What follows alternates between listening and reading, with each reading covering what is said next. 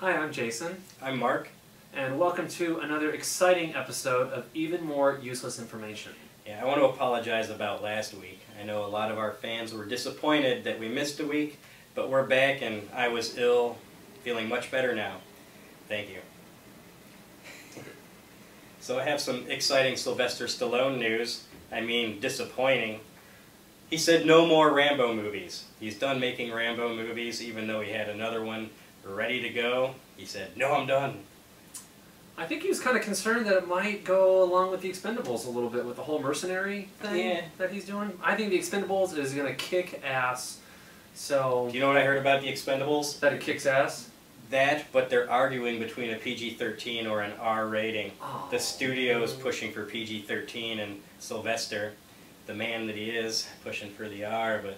Because you've got lame shit like this. You've got Friday the 13th, I'm sorry, not Friday the 13th, Nightmare on Elm Street that just came out Friday that made $32 million with a PG-13 rating. They think that it appeals to more people. More people will go see it because of that. Now, Kick-Ass, which is a superior movie, made less. It made $20 million opening weekend. And I think it's about $40 million right now. Mm-hmm. It's R. How was it? R. Oh, Kick-Ass. Some of the feedback we've been getting from our people is that we actually need to see the movies that we talk about. Well, we saw a movie that we talk about, Kick-Ass, did see it. It was excellent. It was fun. It was well done. Matthew Vaughn directed it, who's actually in negotiations to direct X-Men First Class. So that movie might be a little more exciting in my book now. It may even be finalized. I think I read something today. I think they're working on it today. Mm-hmm. Today. And Stephen King's Dark Tower, coming to maybe theaters and or TV. Isn't Ron Howard working on that project? Yeah, Ron Howard. So it could be really lame or it could be really cool. That's a tough piece of literature to tackle. As long as they don't make it like The Grinch. Well, Ron Howard also did Apollo 13. That's true. Yeah. And some good great splash. movie, great cast. He did Cocoon too, which I still haven't seen. Shame. I know, I'm lame. Sorry about that. Another exciting fanboy news, Batman 3 is a go, of course. Of course. 2012? 2012 actually has a release date of June 20th, 2012. Ooh, so we can get very excited about that coming up in the near future. Also, Pixar and Disney have announced Monsters 2 is a go. It will officially hit theaters November 16th of 2012. Ooh. And they will release Brave in June of 2012. So we get 2 Pixar movies in a year. How lucky are we? Pretty exciting. 99% of them are awesome. Yeah. I was scared of cars. I just have a whole thing against NASCAR. Yeah. I can't help it. It's all right. I can't help it. Just learned that the Green Hornet and Airbender, or I'm sorry, The Last Airbender, will be getting a 3D facelift for their theatrical releases, so I don't know how you feel about that.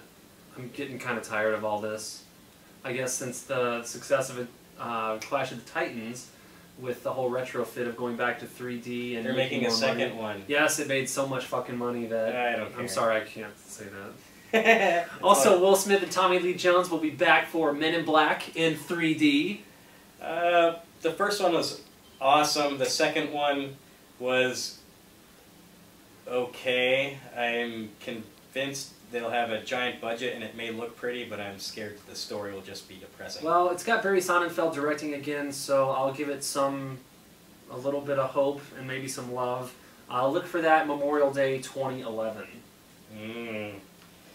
So my favorite trailers this week, Toy Story 3. It's out there. Check it out. Looks like it might be cool. It does look cool. And cool. Splice.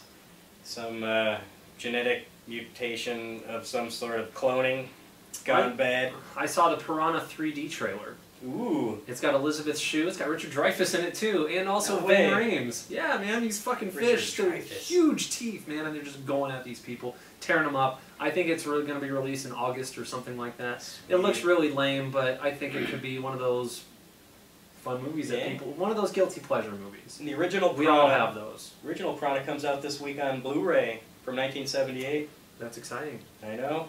Pretty cool. That's exciting. What are other Blu-ray releases this week? Well, there's a few. A couple that you can not look forward to might be Elektra, the director's cut. I mean, really. Big call for that one. Dirty Dancing, limited edition. Limited why? Because only 10 people want it. I don't know, Patrick Swayze. They released it just in time for Mother's Day. I think that was the whole point of that. Yeah, they should do Ghost or something at the same time. I think they did that already. Then they'll get their Patrick Swayze fix on. You know, I still, I love Point Break.